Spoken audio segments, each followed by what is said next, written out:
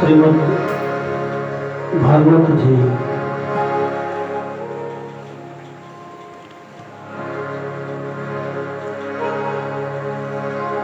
सप्तम स्कंधनी कथा अंतर्गत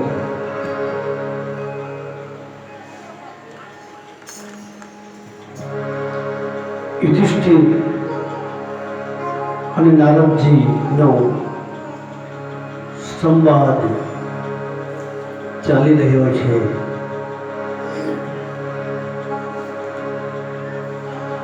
યુધિષ્ઠિરજીએ નારદજીને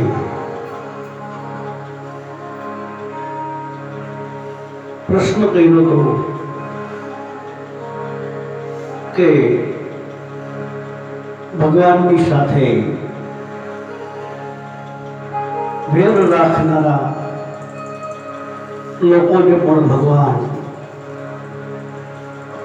પોતાની ગતિ પ્રદાન કરે છે.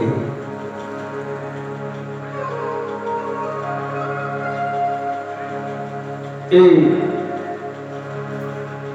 પ્રશ્નના ઉત્તરમાં નારદજીએ જય વિજયની કથા, શંકાદિકોનો શ્રાપ, પહેલા અવતારની અંદર હિરણ્યકશિપુ હિરણાક્ષ જન્મ્યા, બીજા ત્રેતાયુગની અંદર રાવણ અને કુંભકર્ણના રૂપમાં આ જય વિજય રાક્ષસ થઈ અવતર્યા. ત્રીજા અને છેલ્લા દ્વાપર યુગની અંદર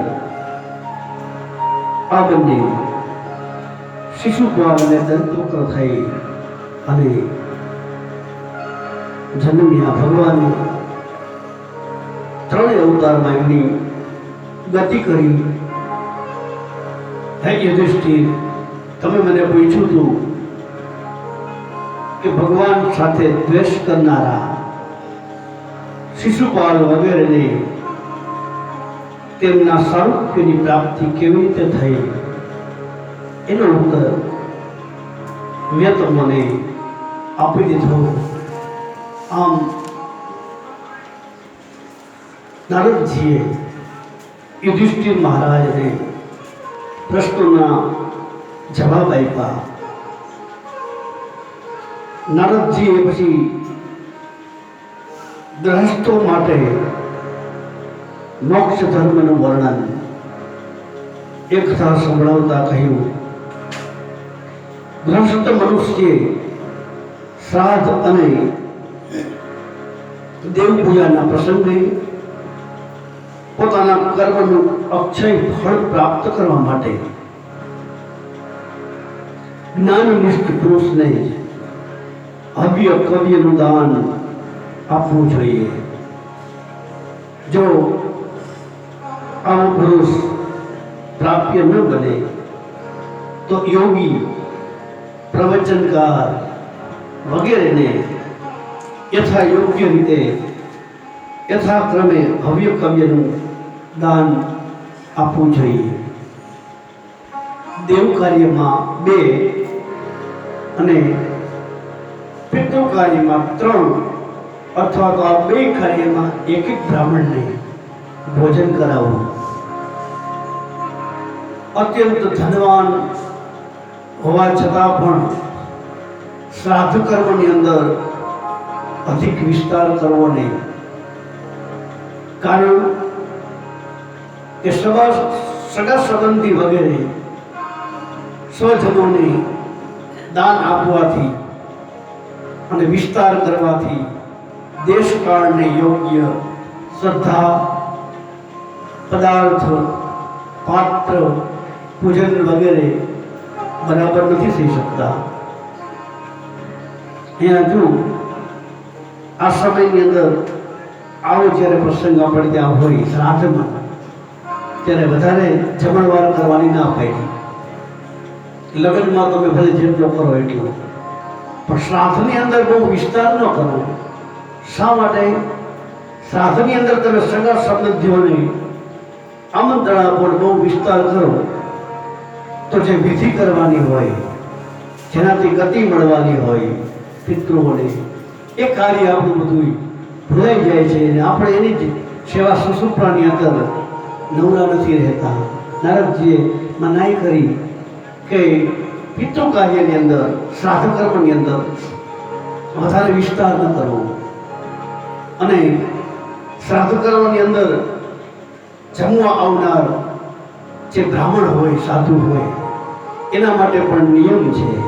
એક કથામાં મેં સાંભળેલું કે એ લોકો જ્યારે જમવા માટે આવે આપણને ત્યાં, જમતા જમતા કે જમી લીધા પછી જે રસોઈ બની હોય એને ન તો અપખોડવી કે ન તો એના વખાણ કરવા.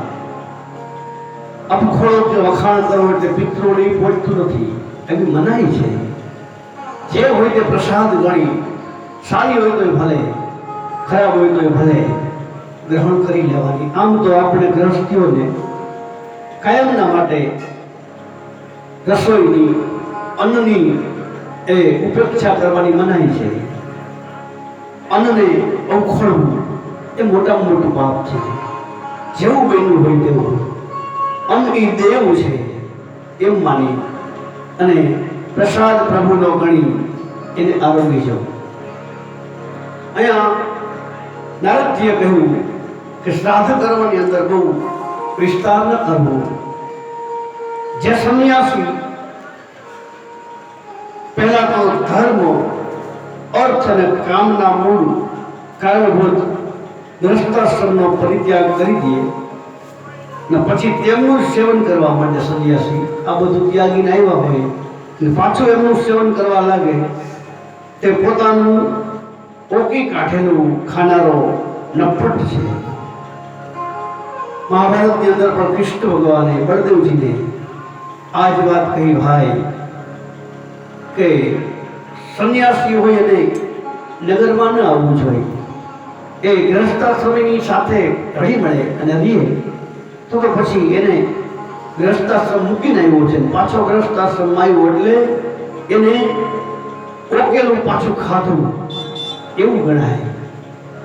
બળભદ્રજીને ભગવાન કૃષ્ણે એ સુભદ્રા હરણ વખતે શિખામણ આપી, એમાં આ વાત પણ ભગવાને કહેલી. અહીંયા નારદજીએ પણ એ જ વાત કહી કે જેમણે પોતાના શરીરને અનાત્મ, મૃત્યુગ્રસ્ત અને વિષ્ટા, કીડા અને રાખ માની લીધું હોય, તે જ મૂઢજનો ફરી તેને આત્મા માની તેની પ્રશંસા કરવા લાગે છે. એક કર્મનો ત્યાગ કરનાર ગ્રહસ્થ, વ્રતનો ત્યાગ કરનાર બ્રહ્મચારી, ગામમાં વસ્તી વચ્ચે રહેનારો વાનપ્રસ્થી અને ઇન્દ્રિય લોલુપ સંન્યાસી, આ ચારેય જણા પોતપોતાના આશ્રમના કલંક રૂપ છે. ક્યાં ક્યાં? ફરીથી કહું, એક કર્મનો ત્યાગ કરનાર ગૃહસ્થ, આપણે બધા ગૃહસ્થી છે.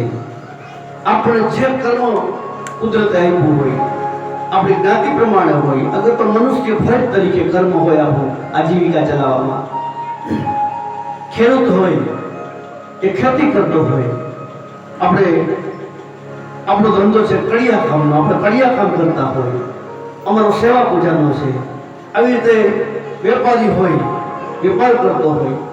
ગ્રહસ્થની અંદર એ ગ્રહસ્થી પોતાના કર્મનો ત્યાગ કરે. આ બધા પોતાના કર્મ છે એ આ પોતાના ગ્રસ્તાશ્રમની અંદર આ જે ત્યાગ કરે કલંક રૂપ છે. પછી બીજો કોણ? વ્રતનો ત્યાગ કરનાર બ્રહ્મચારી. જેણે બ્રહ્મચારીનું વ્રત લીધું હોય એ બ્રહ્મચારીના વ્રતનો ત્યાગ કરે તો એ કલંક રૂપ છે. અને ગામમાં વસ્તી વચ્ચે રહેનારો વાનપ્રસ્થી, વાનપ્રસ્થ ધર્મ સ્વીકારી લીધો હોય ચોથી અવસ્થાએ, અને પછી ગામની વચ્ચે જ રહીએ એવો વાનપ્રસ્થી પણ કલંક રૂપ છે. અને છેલ્લે કીધું કે ઇન્દ્રિય લોલુપ સંન્યાસી, વ્યભિચારી સંન્યાસી હોય, વસ્તીની અંદર રહેતો હોય, એ પણ કલંક રૂપ છે. નારદજીએ કહ્યું, હે રાજન, આ ચારેય પોતપોતાના આશ્રમના કલંક રૂપ છે અને ફોગટ આશ્રમનો દંભ કરે છે. ભગવાનની માયાથી વિમોહિત એ મૂંઢજનો પર દયા ખાઈ તેમની અવગણના કરવી જોઈએ. આ ચારેય જણાની અવગણના કરવી જોઈએ. ત્યાર પછી નારદજીએ કહ્યું કે પૂર્વજન્મમાં પોતાનો પૂર્વજન્મ નારદજીએ કહી સંભળાયો કે હે યુધિષ્ઠિર, હું મારા આની પહેલાના મહાકલ્પની અંદર એક ગંધર્વ હતો. મારું નામ ઉપબર્હણ એવું નામ હતું. ગંધર્વોમાં મારું ઘણું સન્માન હતું. મારી સુંદરતા, સુકોમળતા અને મધુરતા અપૂર્વ હતી. મારા શરીરમાંથી સુગંધ નીકળ્યા કરતી હતી અને જોવામાં હું અતિ સુંદર હતો. હું અત્યંત વિલાસી હતો. એકવાર દેવોને ત્યાં જ્ઞાન સત્ર થયું. તેમાં મોટા મોટા પ્રજાપતિઓ આવ્યા. ભગવાનની લીલાનું ગાન કરવા માટે તેમણે અમને ગંધર્વોને અને અપ્સરાઓને બોલાવ્યા. અમે ત્યાં ગયા. નારદજી કહે, હું જાણતો હતો કે આ સંતોનો સમાજ છે અને ત્યાં ભગવાનની લીલાનું જ ગાન થાય. તેમ છતાં હું સ્ત્રીઓની સાથે લૌકિક ગીતોનું ગાન કરતો કરતો ઉન્મત્તની જેમ ત્યાં પહોંચ્યો. દેવતાઓએ જોયું કે આ તો અમારો અનાદર કરે છે, તેથી એમણે મને શાપ આપ્યો કે તે અમારી અવગણના કરી છે, તેથી જા, તારી બધી સૌંદર્ય સંપત્તિનો નાશ થા અને તું તત્કાળ શુદ્ર બની જા. શુદ્ર યોનિની અંદર તારો જન્મ થાય. શુદ્ર યોનિની અંદર મેં મહાત્માઓના સત્સંગ અને સેવાઓ કરી. એ કથા આપણે જોઈ ગયા અગાઉ. મેં અમારે ત્યાં ચાતુર્માસ ગાળવા પધારેલા સંતો એમની સેવા કરી. એમનો ઉચ્છિષ્ટ એઠો પ્રસાદ મેં આરોગ્યો. આ બધા પુણ્ય કરી અને હું અત્યારે આ મારો જન્મ છે, એમાં હું બ્રહ્માજીના માનસ પુત્ર તરીકે આવો દિવ્ય અવતાર મને મળ્યો. સંતોની અવગણનાનો તથા તેમની સેવાનો આ મારો પ્રત્યક્ષ અનુભવ છે. નારદજી કે સંત સેવાથી જ ભગવાન પ્રસન્ન થાય છે. હે યુધિષ્ઠિર, મેં તમને ગૃહસ્થોનો પાપનાશક ધર્મ કહી બતાવ્યો. આ ધર્મના આચરણથી ગ્રસ્ત પણ અનાયાસ જ સંન્યાસીઓને પ્રાપ્ત થનારા પરમ પદને એ પ્રાપ્ત કરી લે છે. આમ કહી સુખદેવજી મહારાજે અહીં શ્રીમદ ભાગવતજીનું 7મું સોપાન 7મો સ્કંધ ભગવાનના ચરણોની અંદર સમર્પિત કર્યો, જે ભગવાનના જમણા હાથની હથેળી છે. આપણે પણ શ્રી હરિ દ્વારકાધીશના ચરણોમાં 7મો સ્કંદ અર્પણ કરી અને 8મા સ્કંદના પુષ્પો તરફ પછી આગળ વધીએ. કાયેન વાચા મનસેન્દ્રિયેર્વા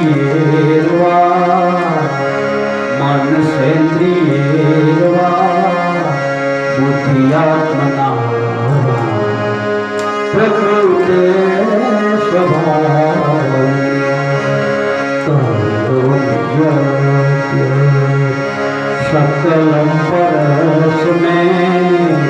सकलम परस में नारायणायेति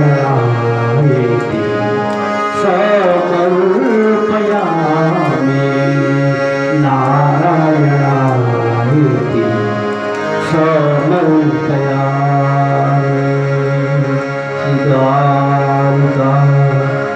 ईश की जय. 7મો સ્કંદ ભગવાનના ચરણોમાં સમર્પિત કરી અને અષ્ટમ સ્કંદ, આઠમો સ્કંદ, જેને ભગવાનની જમણી બાજુની છાતી એટલે કે દક્ષિણ વક્ષસ્થળ, એવી રીતે ભગવાનના સ્વરૂપમાં આપણે એને ઓળખાણ આપેલી છે. તો સુખદેવજી મહારાજ રાજા પરીક્ષિતને આઠમા સ્કંદની કથા એની શરૂઆત કરતા પરીક્ષિત મહારાજે પ્રશ્ન કર્યો કે હે મુનિવર, ભગવાને ગજેન્દ્રને મગરમચ્છની પકડમાંથી કેવી રીતે છોડાયો હતો એ અમે સાંભળવા ઈચ્છીએ છીએ. બધી કથાઓમાં એ જ કથા પરમ પુણ્યમયી, પ્રશંસનીય, મંગલકારી અને શુભ છે, જેમાં મહાત્માએ ગાયેલા ભગવાન શ્રી હરિના પવિત્ર યશનું વર્ણન થયેલું છે. ગજેન્દ્ર મોક્ષની કથાની માગણી પરીક્ષિત મહારાજે સુખદેવજી પાસે કરી કે ભગવાને હરિ નામનો અવતાર લઈ અને ગજેન્દ્રનો મોક્ષ કેવી રીતે કર્યો એ કથા આપ કૃપા કરી મને સંભળાવો. જવાબમાં સુખદેવજીએ કહ્યું, હે પરીક્ષિત, ક્ષીર સમુદ્રમાં ત્રિકુટ નામે એક પ્રસિદ્ધ સર્વ સમૃદ્ધિઓમાંથી યુક્ત શ્રેષ્ઠ પર્વત હતો. એ 10,000 યોજન ઊંચો હતો.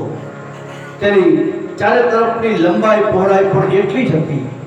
તેના રજત, એની અંદર રજત, લોહ અને સુવર્ણના 3 શિખરોની શોભાથી સમુદ્ર, દિશાઓ અને આકાશ એ ઝગમગતા હતા. આવો સરસ ત્રિકુટપુરી નામનો પર્વત હતો. એ પર્વતના ઘોર જંગલમાં ઘણી બધી હાથણીઓ સાથે એક ગજેન્દ્ર રહેતો હતો. તે મોટા મોટા શક્તિશાળી હાથીઓનો સરદાર હતો. એક દિવસ તે ગજેન્દ્ર આ ત્રિકુટગીરી પર્વત પર પોતાની હાથણીઓ સાથે કાંટાળા, કીચક, વાંસ, નેત્ર વગેરેની ગીચ ઝાડીઓ અને વૃક્ષોને રગદોળતો એ ટહેલી રહ્યો હતો. ઘણો તીવ્ર તડકો હોવાથી વ્યાકુળ થઈ ગયો. એને તથા તેના સાથીઓને, એના મદનિયાઓને, હાથણીઓ બધાને તરસ લાગી અને ત્યારે દૂરથી જ કમળની પરાગથી સુવાસિત વાયુની ગંધ સૂકી એ બધા સરોવર તરફ જવા લાગ્યા કે કમળની ગંધ આવે છે એટલે નક્કી પાણી વગર કમળ હોય નહીં. એમ ગંધની દિશામાં આ બધા આગળ વધ્યા. ત્યારે એ સરોવર તરફ જવા લાગ્યા, જેની શીતળતા અને સુગંધ લઈ વાયુ વહી રહ્યો હતો. વેગથી ચાલતો આ ગજેન્દ્ર થોડી જ વારમાં સરોવરના કિનારે જઈ પહોંચ્યો. ગ્રસ્ત પુરુષની જેમ આ ગજેન્દ્ર મોહગ્રસ્ત થઈ પોતાની સૂંઢથી પાણીના ફુવારા છોડી પોતાની સાથેની હાથણીઓ હતી અને બચ્ચાઓને નવડાવવા લાગ્યો અને તેમના મોઢામાં સૂંઢ નાખી પાણી પીવડાવવા લાગ્યો. ભગવાનની માયાથી મોહિત થયેલો આ ગજેન્દ્ર ઉન્મત્ત થઈ ગયો હતો. એ બિચારાને એનો ખ્યાલ જ નહોતો કે મારે માથે મોટું સંકટ તોડાઈ રહ્યું છે. હે રાજેન્દ્ર, ગજેન્દ્ર જે સમયે આટલો ઉન્મત્ત થઈ રહ્યો હતો તે જ સમયે પ્રારબ્ધની પ્રેરણાથી એક બળવાન ગ્રાહે, બળવાન મખરે આ ક્રોધે ભરાઈ અને હાથીનો પગ પાણીની અંદર પકડી લીધો. અચાનક સંકટમાં ફસાવાથી બળવાન ગજેન્દ્ર તેની શક્તિ અનુસાર પોતાને છોડાવવા માટે ઘણો પ્રયત્ન કર્યો પણ છોડાવી ન શક્યો. કારણ કે જે જગ્યાનો જે પ્રાણી છે એનું જોર ત્યાં ચાલે, હાથીનું જોર જમીન ઉપર ચાલે તો મગરનો જોર પાણીની અંદર ચાલે, કારણ કે પાણીનો જીવ છે. ખૂબ કોશિશ કરી બીજા હાથીઓ અને હાથણીઓ અને બચ્ચાઓએ જોયું કે તેમના સ્વામીને બળવાન ગ્રાહ ઘણા વેગથી ખેંચી રહ્યો છે. ત્યારે ઘણા ભયભીત થઈ ગયા બધા, અને બધાને ખૂબ દુઃખ થયું.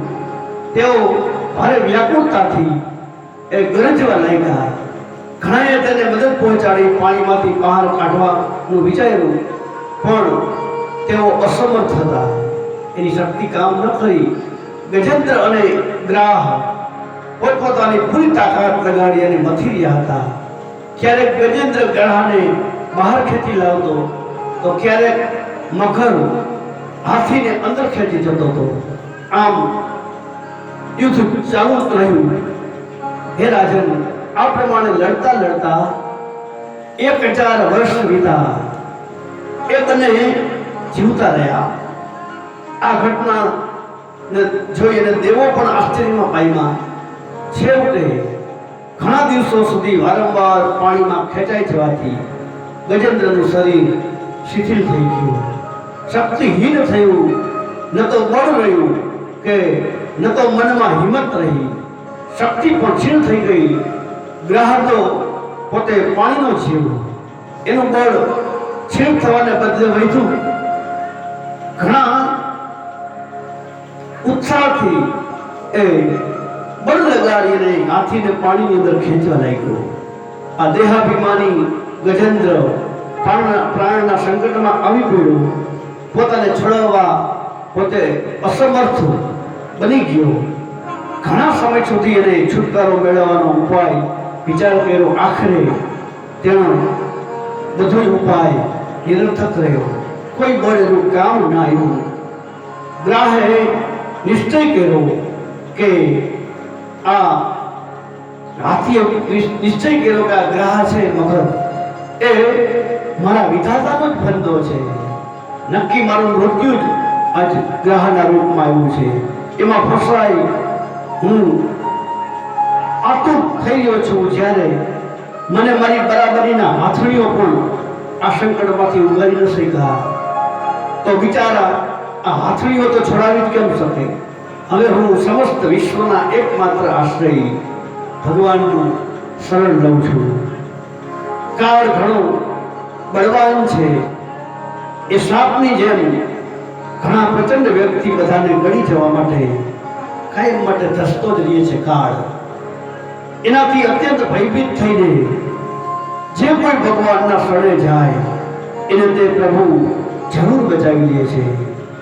એમનાથી ભયભીત થઈ અને મૃત્યુ પણ પોતાનું કામ કરવા માટે દોડતું હોય છે. એ જ પ્રભુ સૌના આશ્રય છે.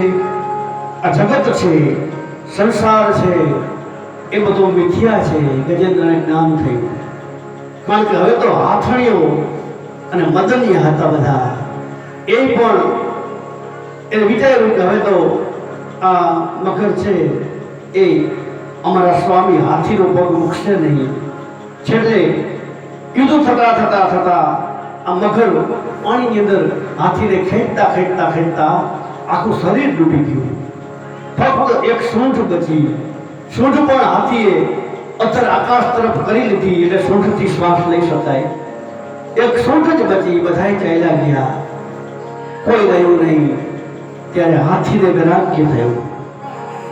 હાથી વિચાર કરવા માંડ્યો, અરે રે, આજીવન જે બધાનું મેં ભરણ પોષણ કર્યું, હાથણીઓ મદનિયા બધાનું, અંતે સંસારી જીવનું કોઈ સંસારી જીવ સગું નથી. એક હરિ સિવાય જીવનું કોઈ સગું નથી. આમ દ્રઢ વૈરાગ્ય આ હાથીને મનમાં આવ્યો. હાથીએ ભગવાનની આર્તનાદથી હાથીએ સ્તુતિ કરી. વૈરાગ્ય થયો કે આ દુનિયામાં કોઈનું નથી.